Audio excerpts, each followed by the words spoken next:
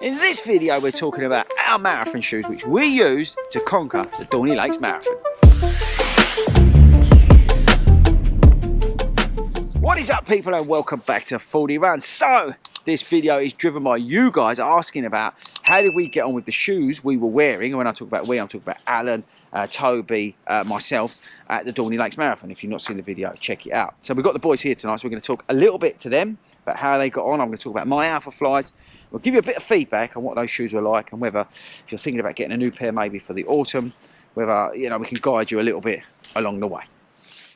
So guys, firstly, big shout out to everybody who was asking about our marathon shoes that we wore when we went and done the Dorney Lakes Marathon. Now, if you don't know what I'm talking about, watch the video. I ran a 3:49, Al ran a sub 4, Toby ran a 4:15, but he had a lot of trouble. Watch the video, you'll know what I mean. But you guys were asking about the shoes which we were wearing. So this video, like I said in the opening, it's all about the shoes we were wearing. So Toby had the Saucony Endorphin Speed on, I had the Alphafly, and Alan had the Brooks Elite version 2.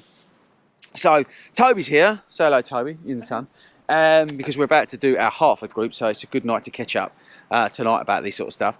And he was running in the Saucony Endorphin Speed. Obviously, bear in mind, Toby did have a problem.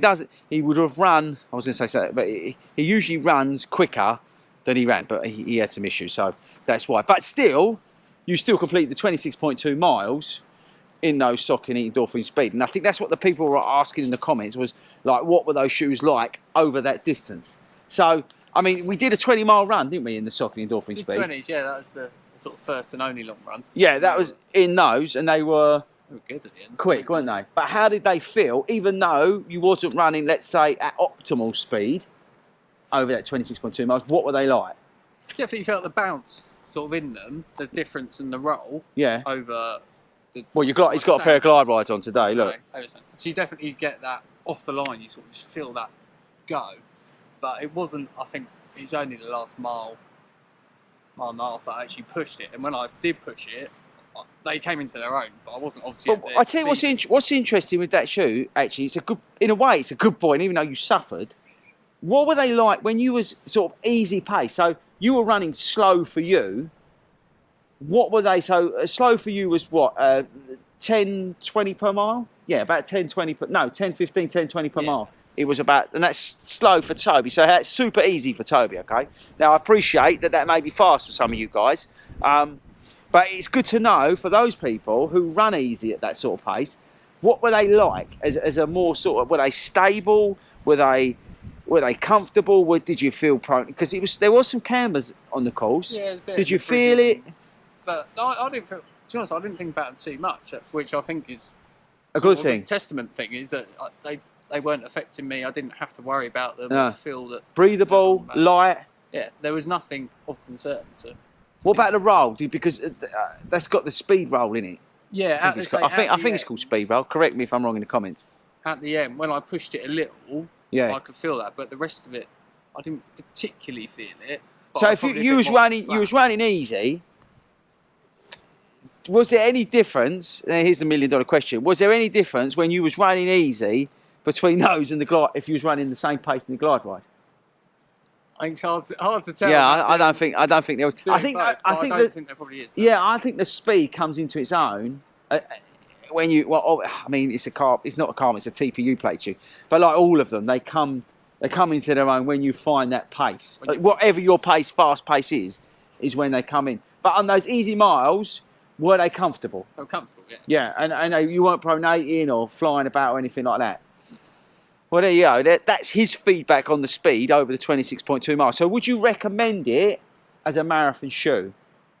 I think if you're looking to push in stages of it, yeah. Definitely. I mean, if you're going to go out and run at your easy pace, then... You could just run in a glide ride or whatever. So maybe if you're looking to go from like... Maybe you've done your first marathon and you've just finished it and you're just pleased you finished. Well done. But then maybe if you're looking to then go up the next step, maybe it is to go sub 4.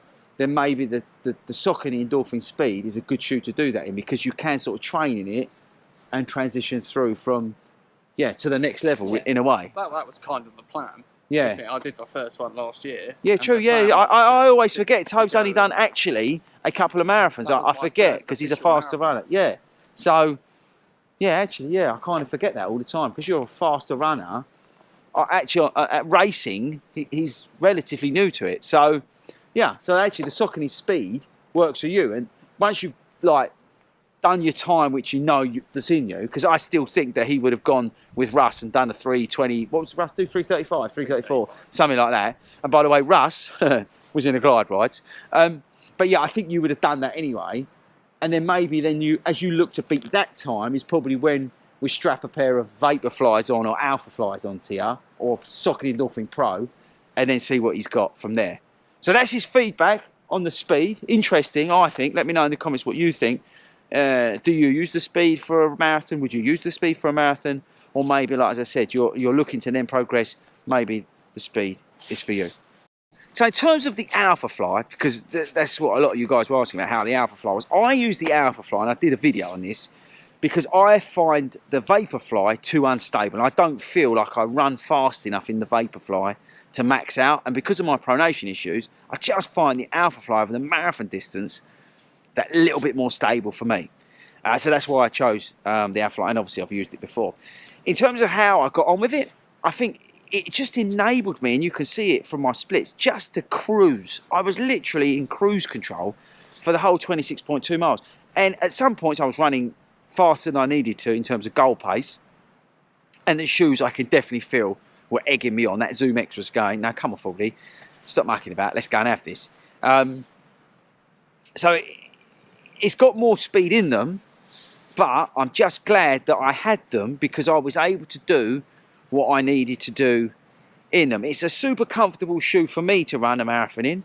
I probably won't run my next one in them. I'll probably go next time, maybe with the Asics, but we'll see. I'll come back to you. There's a video coming out on that. But yeah, for me, I think the Alphafly, it just, you know, when you just find a shoe that suits. But I was able to go through the paces at that sort of, I wasn't running easy. I was running sort of in a sort of up-tempo state.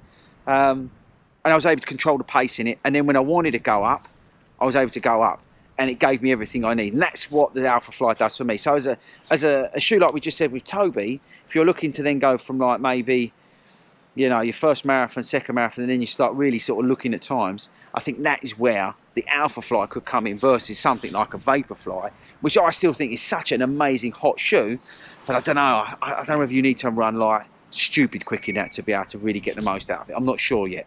It's a really interesting thing. I tell you what was also interesting was people were still wearing the Vaporfly that were definitely not suited because they were literally running along like that. I don't know how they didn't break their ankles. But anyway, let's talk to Alan about his Brooks Elite version 2. It's freezing around here. I don't know why we're around here today, but I'm trying to get out of the wind because of the thing. But I can tell you it's freezing. We've got to go out and do a club run. It is freezing. But he's here. The fella's here. The sub-4 machine is here. Bruv, so we're talking about marathon shoes today because people are asking how we got on with our marathon shoes, feedback and all that sort of stuff. Because I think it's always interesting, in particular because it's nice to have other people talking about their shoes on the channel. You ran in the Brooks Elite version 2. Yes. Which he was umming and ahhing up until late whether he should go and get another pair of shoes, by the way, people. I would say that. He was asking me, Fordy, do I have to go get another pair? I went, no, because you ran a PB half marathon, check the video out, in those Brooks. Correct. So what do you like about the Brooks? And how did they perform? Obviously they performed well because he went sub 4. I suppose it starts from I've never got on with Nike, so it's always been looking for something alternative to Nike, and it did titch me off that everyone that went past me seemed to be wearing Vaporflies. Yeah. But leaving that aside, that's probably because I'm not the fastest. What I found with Brooks running the marathon was that I just didn't seem to be thinking about my feet, and I don't know if that was a good thing and a bad thing. So the first half, hitting a really consistent pace, the shoes clearly helped. Yeah, look at his splits, by the way, because he was very consistent. I probably went a little bit too fast for where I was hoping to be. Now, I had a bit of a wobble around about 20 miles, but I didn't feel that the shoes were the problem. Nah. I think that was in my head That in was terms you, of mentally. kind of getting to that point of worrying about, am I still going to do it at my own pace? What was interesting is when I got myself back into the headspace to say, right, now nail it, I was able to go up another half a minute pace relatively easily, which I think I put down to the shoes. I'd only run maximum of 16 before actually going into the race, and that was the thing I was worried about in terms of those last 10 miles, that last hour and a half. Was I going to start worrying about my ankles and my feet? And that wasn't what was causing the problem. They're quite stable, aren't they, those shoes? Yeah, so I think in that sense, I was able to get through the whole marathon without too much pronation or any kind of ankle problems. Don't forget, Alan is a bit of a pronator. And you know what, actually? I'm going to change something up a little bit. I don't think the Brooks Elite version 2 get enough credit. Yeah. Because actually, if you're a slight pronator or a mild pronator, yeah, or you've got a wide foot, it's a great shoe. So I've got a wide foot. I think that's part of the problems with the Nikes. Yeah, they are narrow. The Nikes are narrow. And having seen all those fast guys go past me, I just don't think I'd try those shoes. But you watch the footage. I was behind Alan at one point. Watch the video, and you can see his foot strike. He wasn't pronating in them because I was watching you. Because at the start we was running together, and I was watching his foot strike because we saw the Nikes going past, and everybody was pronating and looked like they was going to break their ankles because they shouldn't have been wearing them. But Alan was really stable in those Brooks, considering what they are. So I don't know. Would a bit of cushioning helped me when that wobble? Who knows? Yeah, 'cause they're quite hard, aren't they? Yeah, they are quite hard. So perhaps a little bit of comfort. That difficult you need part a balance, of the race, don't you? 18 to 22 miles when your head's kind of going. That's where the ZoomX kicks in. And plus they weren't white. I know they're kind of greyish white, but I do like a nice white shoe. So what's the dip? Because the New Balance, because he's a big New Balance fan, the New Balance, I still think for you, Fuel Cell, will be too soft. I think with your pronation. Brooks, maybe, they're wide and they work, but maybe a little bit not enough spring. Yeah. So that's why Adios Pro could be. Have you ever got on with the Adios? No, I've never really tried Adidas. So they've got a new shoe coming out. That could be worth, maybe, for when we go again in September. Alan's got a lot of marathons at the end of the year, Brighton and London and all that sort of stuff. Maybe we start looking at the Adios Pro. Because again, that's quite a good shoe. So anyway, let us know in the comments if there's a carbon plated shoe you think Alan should try. Maybe the new Asics that we've got coming out on the channel. That might work for you. But again, we'll see how we get on with it. Because again, that's quite a wide platform. Because he's got his glide bikes on today's glide bike 2s. These are cushion. They're going to help me on my recovery run tonight. Yeah, so maybe the Asics might work for you, bruv. Give them a go. As long as they're white. Yeah, as long as they're white. So interesting, thanks Al, another person's view on marathon shoes. So, you know, if you're looking for something, maybe the Brooks is a good idea. Like we said, with the pronation and things like that, might be an idea to look at those. Interesting, no? So there you go, guys. I hope that was useful for you. Quick video in the car park. Most random place to film ever.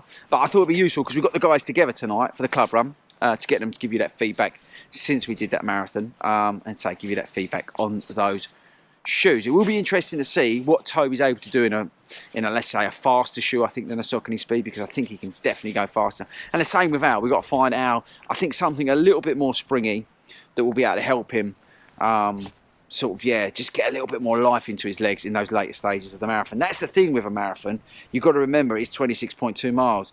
You don't want something that's going to be too mental at the start. You want something that's going to be able to help you towards the end when you get fatigued. As I say, I know myself with the ZoomX, I mentioned it before, it just gives you that little extra spring along the way on those 26.2 miles. But that's it, guys. Hope that was useful. Let me know in the comments, and I'll catch you guys later.